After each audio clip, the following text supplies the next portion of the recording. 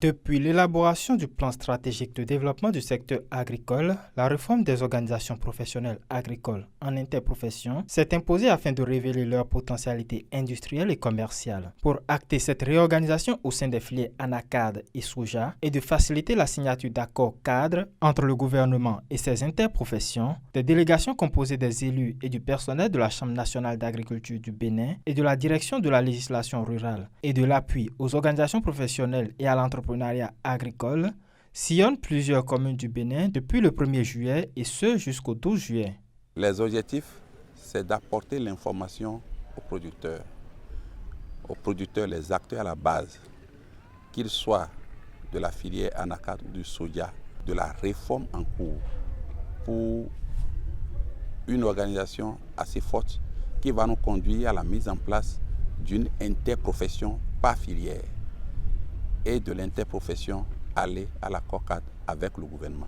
Dans les communes de Tukuntuna, Natitengu, Kouandé, Wassapenkou et Kéru, où ces délégations se sont déjà rendues, le message a été le même. En plus de disposer chacune d'une seule interprofession, les producteurs et les transformateurs des filières ANACAD et SOJA ne se retrouveront plus dans la même fêtière que les commerçants et les exportateurs. Le retrait des acteurs de ces maillons vise à donner plus de pouvoir aux producteurs puisque contrairement à ceux-ci, ils ne vivent que des activités de leur filière. De même, n'étant plus dans les interprofessions, les commerçants et exportateurs pourront toujours exister mais agiront désormais avec les interprofessions comme des prestataires. Des changements que les acteurs accueillent avec enthousiasme au vu des opportunités qu'ils présagent pour eux. Moi, j'ai beaucoup apprécié et aimé cette réforme parce que cette réforme va nous permettre d'être nombreux et dans la coopérative.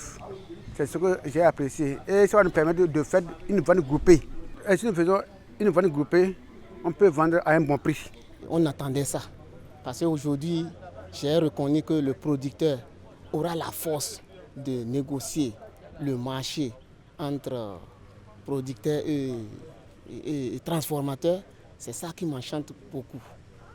Je suis sûr que le producteur aura une amélioration dans ses activités.